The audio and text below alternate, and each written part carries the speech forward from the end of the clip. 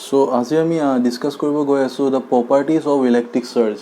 So in our last class we discussed that what is the electric surge and how surge can be produced. Okay. Also we have discussed about the conductors and insulators, the difference between conductors and insulators. Now let's see what is the properties of electric surge. So properties of electric surge basically first property to both famous it is quantization.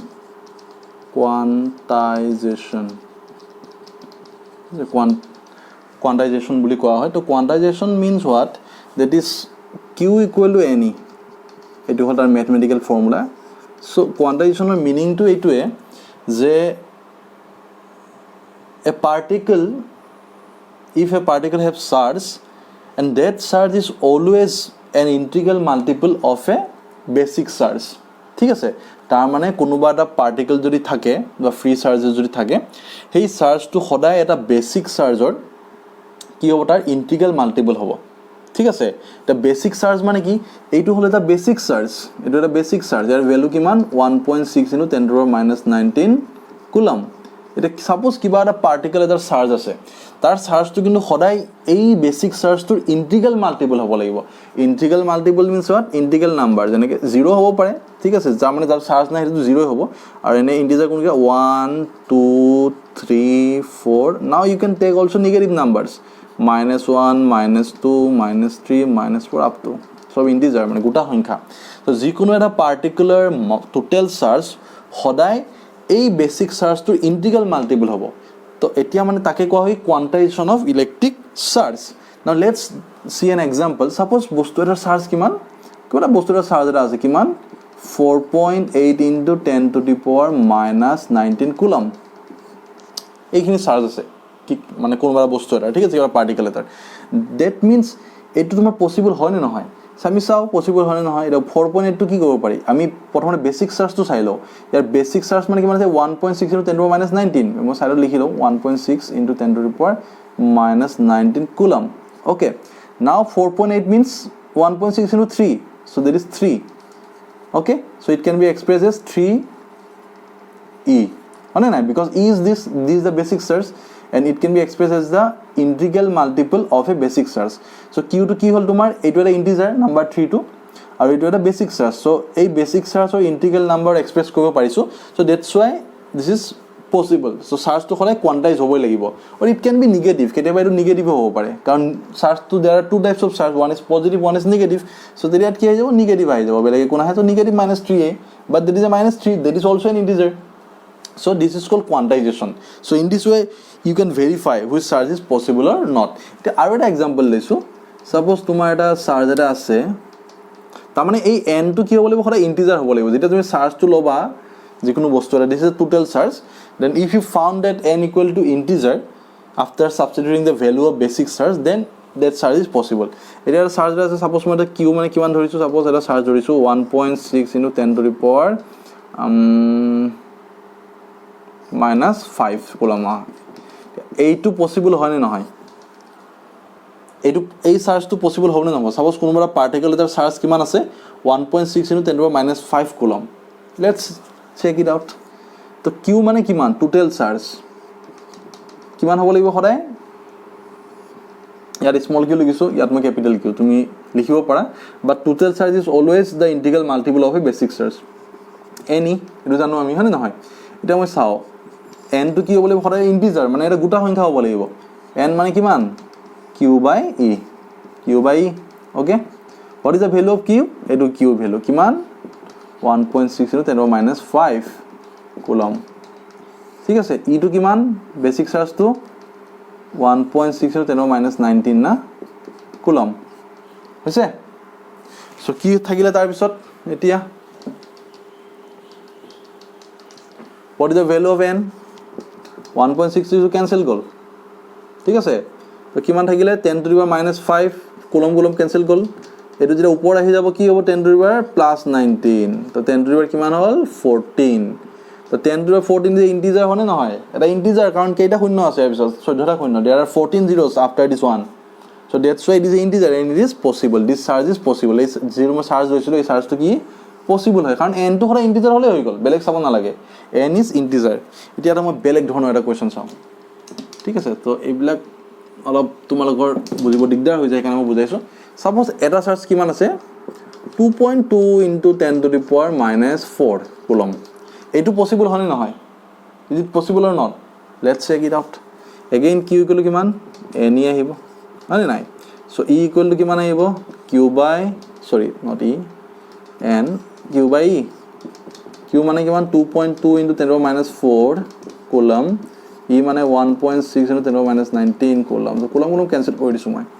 তো এতিয়া এইটো যদি ওপৰত গুছি যাব কিমান হ'ব n or value 2.2 by 1.6 into 10 to the power 15 আহি গল হয় না নহয় 2.2 1.6 যদি ডিভাইড কৰি কিমান থাকে সাপোজ 1.1 বুলি ধৰিছো মই approximately into 10 to the 15 এইটো পসিবল হয় না নহয় এইটো এটা ইন্টিজাৰ হয় না নহয় এটা 10 to the 15 আছে 1.1 যদি মই 10 ৰ লগতো মাল্টিপ্লাই কৰি দিও মানে 10 ৰ লগতো যদি মই মাল্টিপ্লাই কৰি দিও if I multiply 1.1 only 10 to the power 1 that will give you 11 that will give you a integer number তোমালোকে বহুতে কনফিউজ ভাবে যে এই বস্তুটো যে মানে ডেসিমেল পয়েন্টত আছে কিন্তু ইয়াৰ লগত কি মাল্টিপ্লাই হৈছে 10 টু দি পাৱাৰ মাল্টিপ্লাই হৈ আছে পজিটিভ পাৱাৰ মাল্টিপ্লাই হৈছে যদি পজিটিভ পাৱাৰ মাল্টিপ্লাই হৈ থাকে আৰু যদি এটো ডেসিমেল পয়েন্ট 1 থাকে তা হেৰ ওপৰত মানে ডিপেন্ড কৰিব পজিটিভ পাৱাৰটোৰ ওপৰত তো যদি পজিটিভ পাৱাৰ ম্যাক্সিমাম পিছত কি হৈ যাব if I multiply a decimal point by positive power of 10 that will give you a whole number ঠিক আছে এইটো কি দিব এইটো যদি মাল্টিপ্লাই কৰো কি দিব এটা এইটো ইন্টিজাৰ দিব তোমাক that will finally give you an integer কাৰণ 1.1 যদি 10 to the 1 ৰ মাল্টিপ্লাই কৰি 11 পাও মই হয়নে নহয় 11 পাম সো সিমিলারলি 1.1 10 to the 15 পালে কিমান পাম গম পাই যাবা যেটো নাম্বার পাম হেটো এটা কি হ'ব ইন্টিজাৰ হ'ব so this charge is also possible ঠিক আছে সো এই বস্তু কিটা অলপ ক্লিয়াৰলি চাবা যে এইটো অকল ইয়াত থাকিলে n ৰ ভ্যালুটো যদি 1.1 থাকে ডাইৰেক্টলি যদি 1.1 থাকিলে হয় there is no power of 10 তেতিয়া কিন্তু এটো নহলে হয় then it is not possible বা 10 to the minus 1 থাকিলে বা 10 to the minus 2 থাকিলে তেতিয়া তোমাৰ পসিবল নহয় কিন্তু 10 to the পজিটিভ পাৱাৰ আছে সব মাল্টিপ্লাই কৰি চাবা ইয়াত ঠিক আছে তো তেতিয়া তুমি গম পাবা যে এটো যদি ইন্টিজাৰ হয় that will be a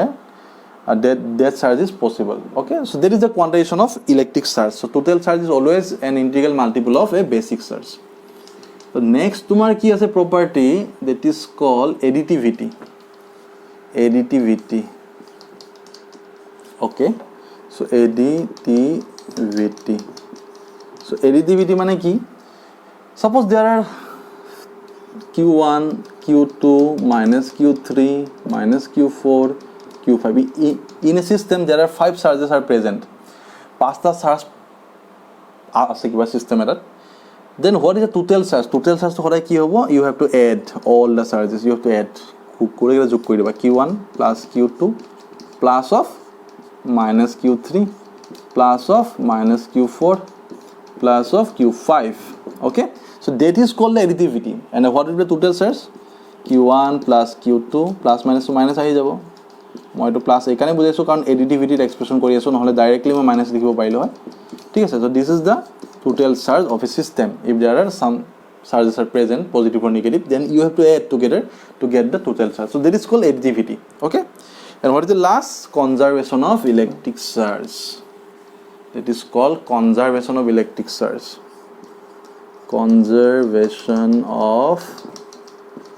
electric charge okay so what is conservation of electric charge so that means charge cannot be transferred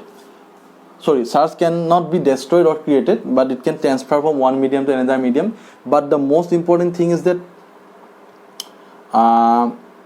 in any reaction the total number of charge before the reaction and after the reaction has to be same charge কেতিয়া কিন্তু নাইকিয়া হৈ যাব নোৱাৰে কবাত নহয় কবাত থাকিব লাগিব এটো নহয় charge ওপৰ নাইকিয়া হৈ যাব বাট তুমি নতুনকৈ charge কিবা ক্ৰিয়েট কৰিব পাৰিবা এটো নোৱাৰা তুমি কৰিব ঠিক আছে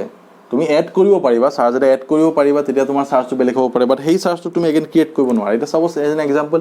this is called a process electron this is electron and this is positron এইটো পাৰ্টিকল হল electron and this is positron both are same but positron is anti-particle of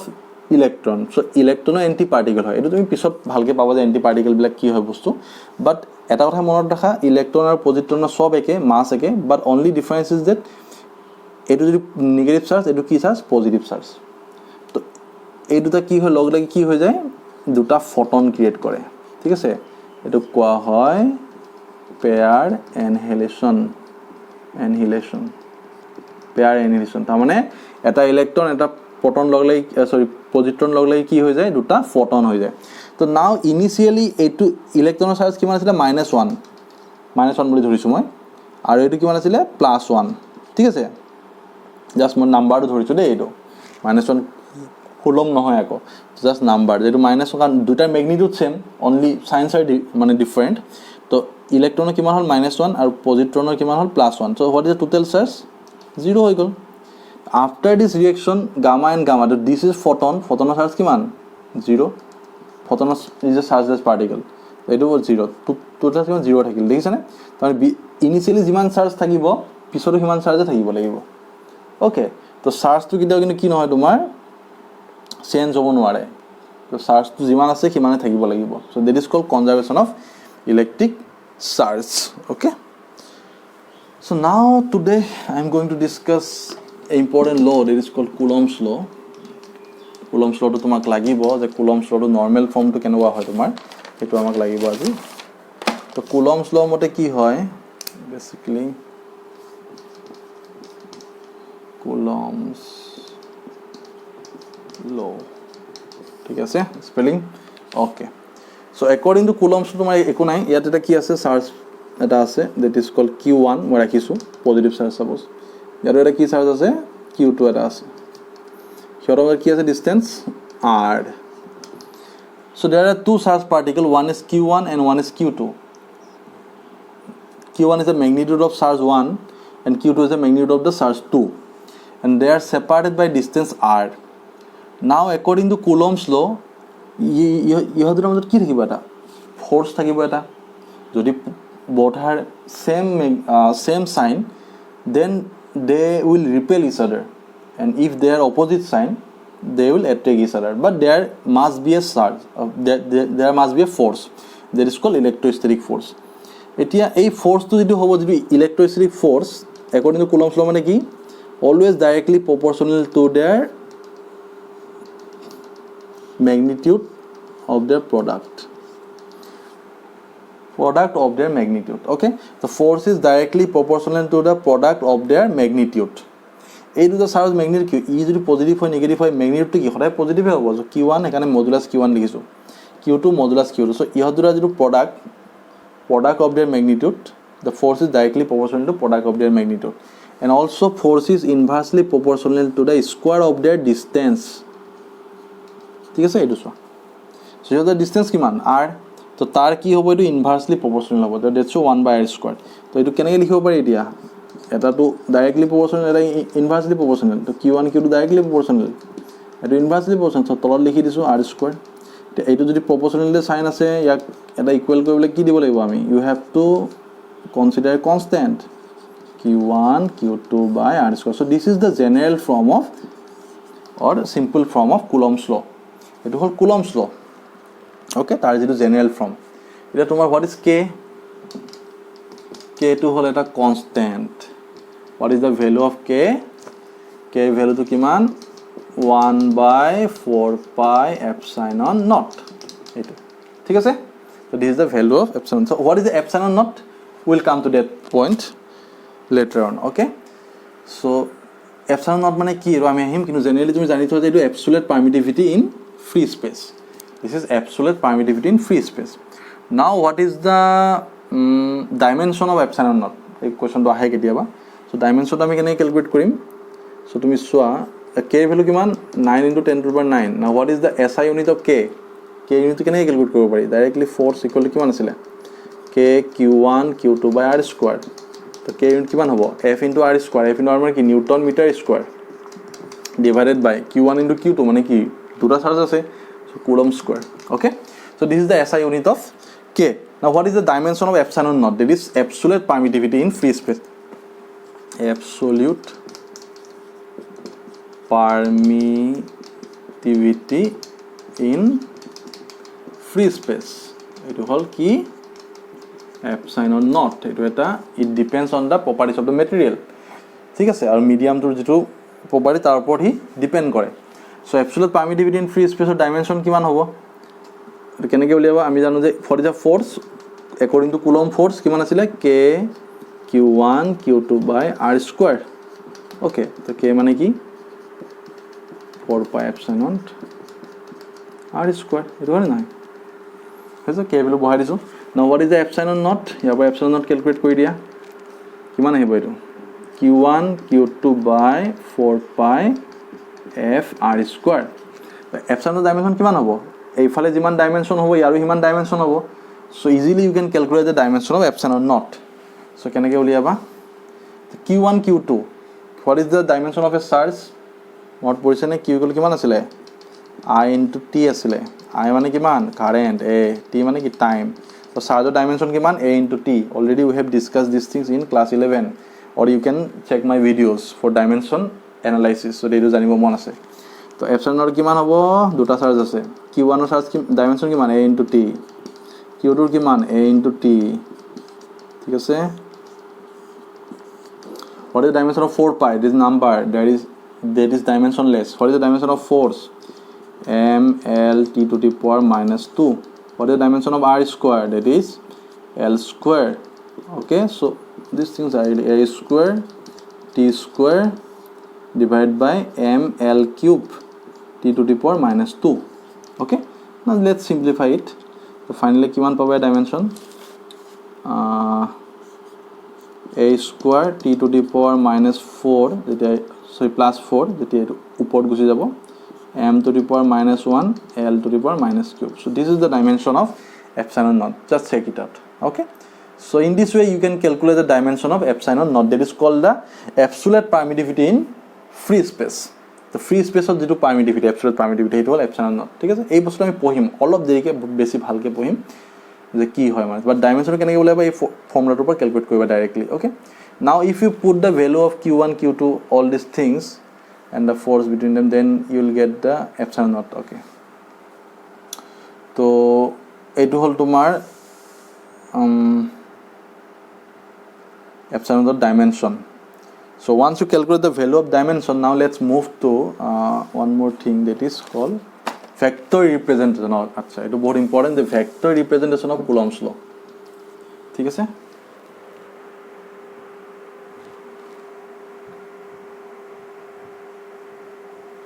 so তোমার vector representation of Coulomb's law কেনেকৈ কৰা হয় এটা চাব লাগিব the vector representation of Coulomb's law vector representation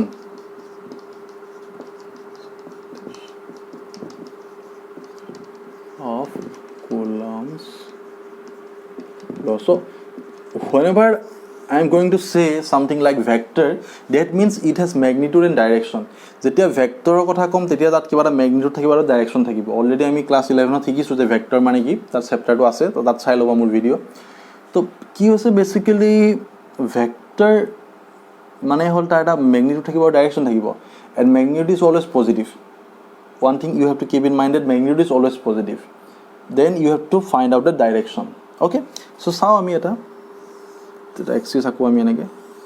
suppose eta charge ase yat q1 from the origin aru eta ase kinde q2 from the origin thik ase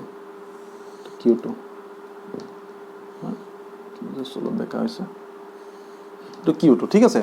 to origin opar ta distance kiman r1 vector boli thorisu aru yar kiman r2 vector boli thorisu to ei duta moi point lagai disu that is point a that is point b ঠিক আছে তো এইটো হল তোমাৰ কি r12 vector বলি ধৰিছো এই ফালৰ পৰা এইটো ডাইৰেকশন কিন্তু মনত ৰাখিবা r12 vector means from direction from a to b ফালে ঠিক আছে কাৰণ এইটো এটা এনেকুৱা এইটো এনেকুৱা থাকে সো r12 মানে হল q1 নৰ পৰা q2 ফালে ডাইৰেকশন নাও q1 to এটা পজিটিভ চাৰ্জ q2 এটা পজিটিভ চাৰ্জ সাপোজ q1 এর উপর কি দিব এটা ফোর্স দিব q2 এটা কি এর উপর কি দিব ফোর্স দিব so q1 will exert a force on q2 similarly q2 will also exert a force on q1 now suppose q1 এ যেটো দিব তো কি ফোর্স হবে রিপালসিভ ফোর্স হবে এইফালে থাকিব ফোৰ্সৰ ডাইরেকশন তো যেটো q1 এ q2 এর উপর দিব ঠিক আছে so that is called f vector force on f21 2 due to 1 আৰু এইফালৰটো কি হল তোমাৰ যেটো q2 এ q1 or দিব এটো কি কয় force on 1 due to q2 so that's why I have written this symbol ha ei bostu tomar mode likhibo para tomar kotha bar moi etu kyo likisu f21 means what force on 2 due to 1 তাৰমানে force on charge 2 due to 1 F1 টো মানে কি force on 1 due to 2 চ' ডাইৰেকশ্যনটো কিয় opposite ইয়াক কি কৰিব ঠেলিব এইফালে আৰু আকৌ ইয়াক কি কৰিব ঠেলিব এইফালে চ' ইয়াৰ ওপৰত যিটো ফ'ৰ্চ হ'ব এইটো ডাইৰেকশ্যনত থাকিব ইয়াৰ ওপৰত যিটো ফ'ৰ্চ থাকিব এইটো কোনফালে থাকিব এইটো ডাইৰেকশ্যনত থাকিব so' that's why the directions are opposite okay both are same charge now R1 টো মানে কি আকৌ ইয়াৰ পৰা এইফালে ডাইৰেকশ্যন কিন্তু R1 টো মানে ভেক্টৰ মানে চ' চিমিলাৰলি R21 ভেক্টৰ মানে কোনফালে হ'ব উল্টাটো হ'ব সদায় R12 ভেক্টৰ মানে যদি যেটো হয় সদায় R21 টো কি হ'ব তাৰ উল্টা হয় মাইনাস হয় ঠিক আছে তো R12 vector equal to R21 vector হ'ব নোৱাৰে that is always you have to give a negative sign because directions are opposite now let's write the vector Coulomb law in the vector form so vector form কেনেকৈ লিখো মই এতিয়া suppose প্ৰথমতে কি লিখিছো ইয়াৰ আগতে এটা বস্তু চাব লাগিব R12 that is unit vector আমি কনসিডাৰ কৰিব লাগিব so unit vector মানে কি তাৰ ম্যাগনিটিউডটো সদায় 1 ঠিক আছে ম্যাগনিটিউডটো সদায় 1 so R12 vector what is the formula of unit vector that is the vector divided by its magnitude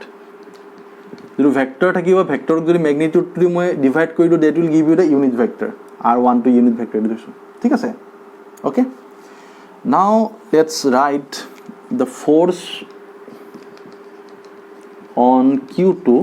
due to Q1 তো Q1 ৰ কাৰণে Q2 ওপৰত ফোৰ্স কিমান আছিল ভেক্টৰ ফৰ্মত লিখিলে F21 vector so keep in mind one thing that this is a vector so you have to write separately the magnitude and direction part so year magnitude to কিমান হ'ব Q1 Q2 just magnitude মানে সদায় positive চিন্তাই কৰিব নালাগে Q1 Q2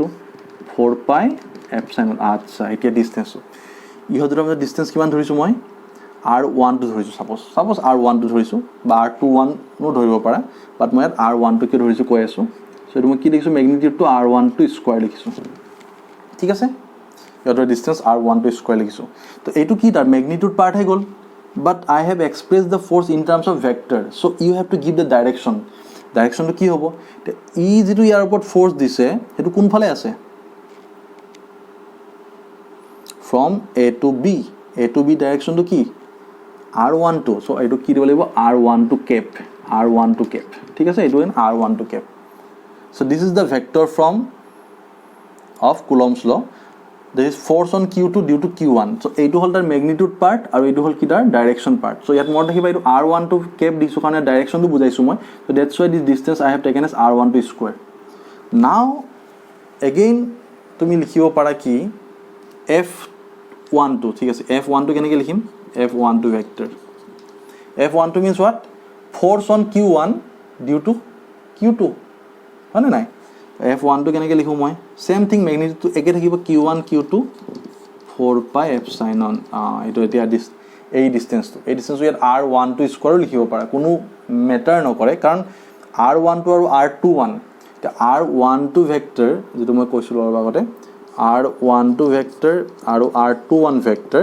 একে হয় but here direction টো অপজিট but magnitude টো সদায় সেম হয় so R12 তুমি লিখিব পাৰা but it's better to write R21 square লিখিছো মই ঠিক আছে R21 কিয় কলে লিখিছো এই যে 1 ৰ ওপৰত ফোর্স দিব Q2 A the force that is exerted by Q2 on Q1 that is the direction is along this এইফালে ইয়াৰ পৰা এইফালে আছে না এটা তুমি R12 লিখিব নোৱাৰা ইয়াত কি লিখিম মই R21 বুলি লিখিছো এনা R21 vector লিখিছো okay so that is the vector from of force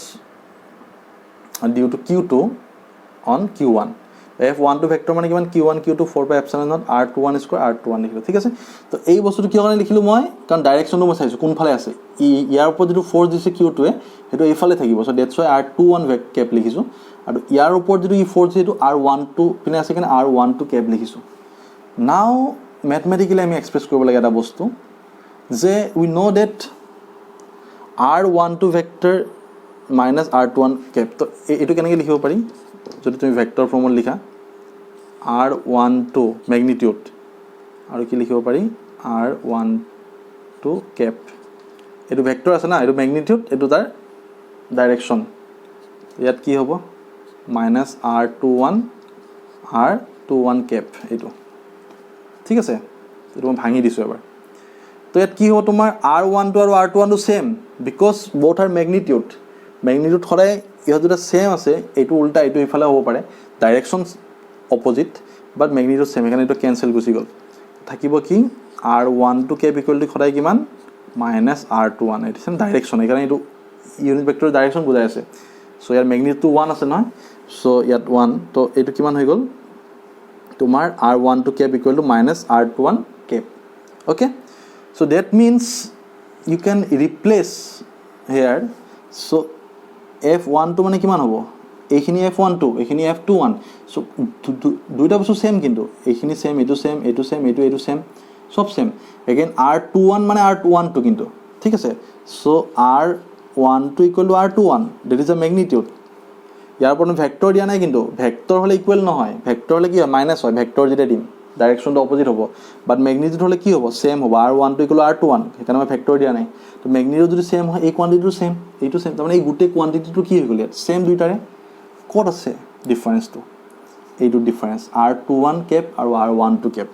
r12 Cape মানে কিমান -r21 কেপ সো ইয়াত মই ইন টাৰ্মছ অফ যদি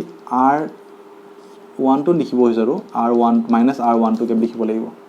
okay so r21 cap can be replaced by r12 cap only if I put a minus sign here karon etu so r21 cap mane kiman minus of r12 cap or r12 cap mane kiman minus of r21 cap so you can put here or anything so f12 mane kiman minus ot ahile to f12 jodi minus ot ahile ei gote khini kimanot ei gote khini value kiman f12 to yat r21 er jagat moi ki bahai dibo paru magnitude to same jehetu etu moi ki bahai dibo paru 1 2 বহাই দিব পাৰো হয় না নাই তো এইখিনিটো এটা কি হৈ গলে মাইনাস সাইনটো কমন ললে বাকিখিনি যিখিনি পাম সেইখিনি কি f21 vector so f21 vector so from this thing one thing is clear that f12 vector and f21 vector are same magnitude but directions are opposite তাৰ মানে এইটো এফালে গৈছে আৰু এইটো উল্টা ডাইৰেকশনত গৈছে দেখিছানে দুটা অপজিটত আছে so mathematically আমি প্ৰুফ কৰিলো যে both are equal in magnitude but directions are opposite so that is the vector form of Coulomb's law okay so is it clear very simple প্ৰথমতে কি চাবা যে q2 ৰ ওপৰত q1 এ কিমান ফোৰ্স দিছে হেতু চাবা এফালে দিছে q1 ৰ ওপৰত q2 কোনফালে এফালে দিছে r12 ভেক্টৰ মানে কোনফালে point a to b r21 মানে কোনটো হ'ব b to a but in terms of vector হতে হতে মাইনাস আহিব যেটা ভেক্টৰ লিখিম কাৰণ ডাইৰেকশনটো আছে তে এইটো যদি মই ভাঙি দিও r12 ম্যাগনিটিউড লিখিছো দেন ইয়াৰ ডাইৰেকশন লিখি r12 কেপ এটো কিমান r21 মাইনাসটো আছে r21 কেপ এইটো ম্যাগনিটিউড হলে সেম হয় না r12 equal r21 so cancel কৰি দিয়া r12 minus r2 okay so in this way you can solve the vector formation of Coulomb's law is very important ঠিক আছে তো এইটো বস্তু তোমালকে চাবা দেন আমাৰ আৰু এটা হে আছে এটো হৈছে কি ডাইলেক্ট্ৰিক কনস্ট্যান্ট okay so ডাইলেক্ট্ৰিক কনস্ট্যান্ট তো আমি ডিসকাস কৰো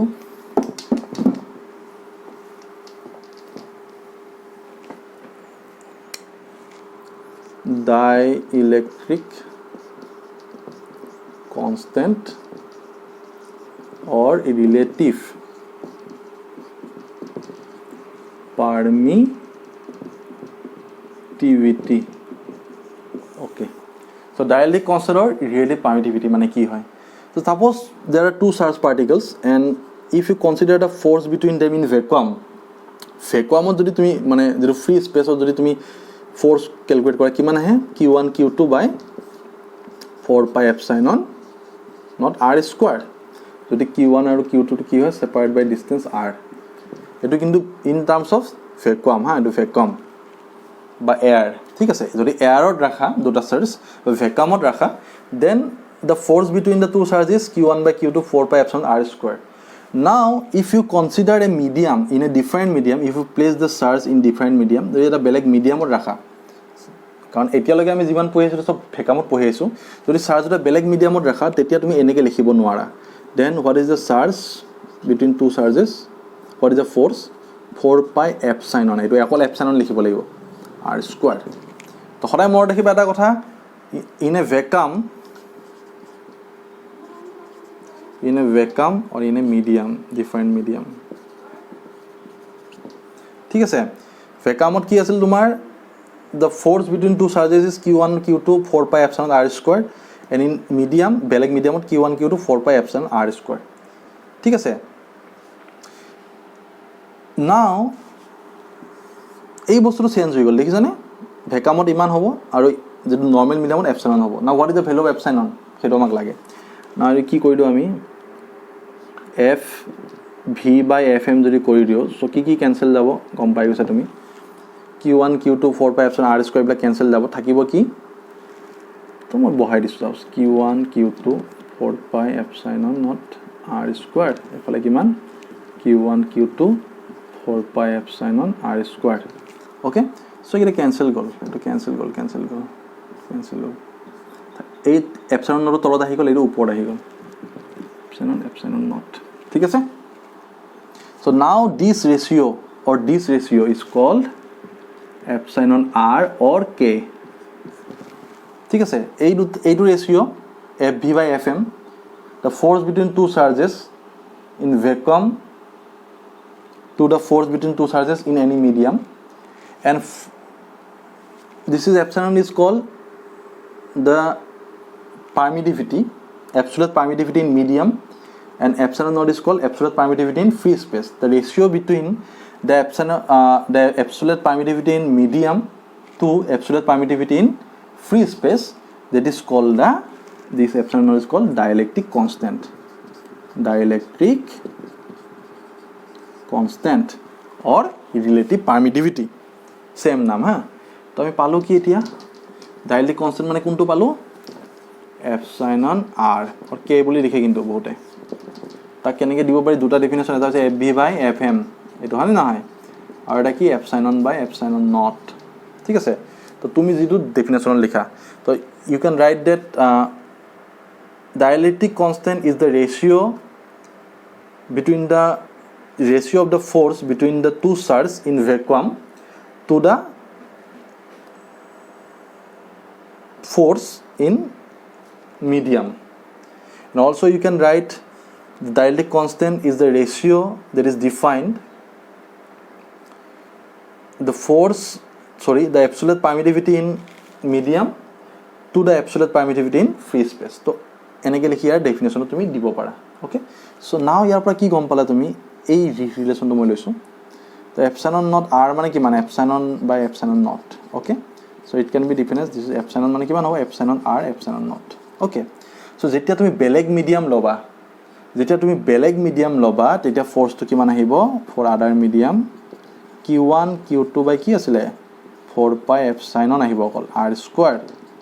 তো q1 q2 বাই 4 পাই epsilon মানে কি epsilon naught epsilon r square এটো আহিলে এটো ভ্যালু আমি বহাই দিম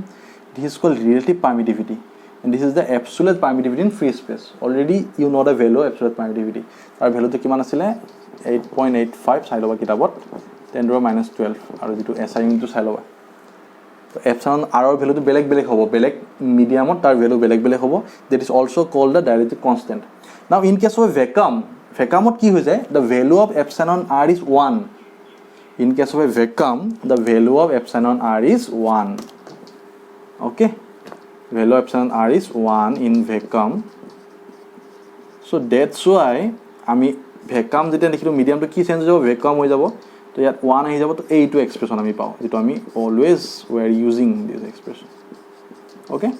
so this is the expression of force between two charges in vacuum so that's why I have written 4 by epsilon r square but যদি বেলেগ মিডিয়াম লোৱা keep in mind one thing that you cannot write this you have to write epsilon naught only epsilon and epsilon means what epsilon r into epsilon naught এইটো formula দেখিব লাগিব so numerical কিছুমান কৰা আছে মোৰ ভিডিওত তোমালোকে চাই লবা okay so that's all about the dielectric constant now last topic what is the definition of 1 coulomb or definition keneke diba tumi coulomb is the SI unit of charge you know coulomb 1 coulomb mane kiman coulomb definition dibo lage so keneke dim definition force mane ki in vacuum force kiman hoy দুটা চাৰ্জৰ মাজত q1 q2 by 4 pi epsilon r square ঠিক আছে or you can say 1 by 4 by epsilon মানে কি k না by r square k মানে কিমান হয় 1 by 4 pi epsilon naught that is equal to 9 into 10 to the power 9 কিমান আছিল SI ইউনিট টো newton metre square sorry coulomb square by newton meter square হৈছে epsilon naught যেটো SI unit so now sorry K. Okay, so what is the definition of Coulomb যেটো মই already ক'লো যে suppose if you place two charged particle দুটা charged particle place কৰিছে in a vacuum at a distance of r, then what is the expression of Coulomb force? That is q1 q2 by 4 pi epsilon r squared. Now 1 by 4 pi epsilon মানে কি k to এটা constant পাইছিলো, and what is the value of k? 9 to 10 to the power 9. The k value মই বহাই দিলো. Now what is the, if I put the value of q1 equal to 1, so 1 coulomb কাৰণে calculate কৰি আছো, so q1 to 1 হয়, q2 to 1 হ'ব, দুটা 1 বুলি ধৰিছো মই, আৰু যদি r equal to 1 বুলি ধৰো, the distance is 1, then what is the force? Force equal to k. K value কিমান? 9 to 10, so force লিখিছো, so force will be 9 to 10 to the power 9 newton. Okay, so definition কি হ'ব? The definition of 1 coulomb is given by like this. It is that mass of charge which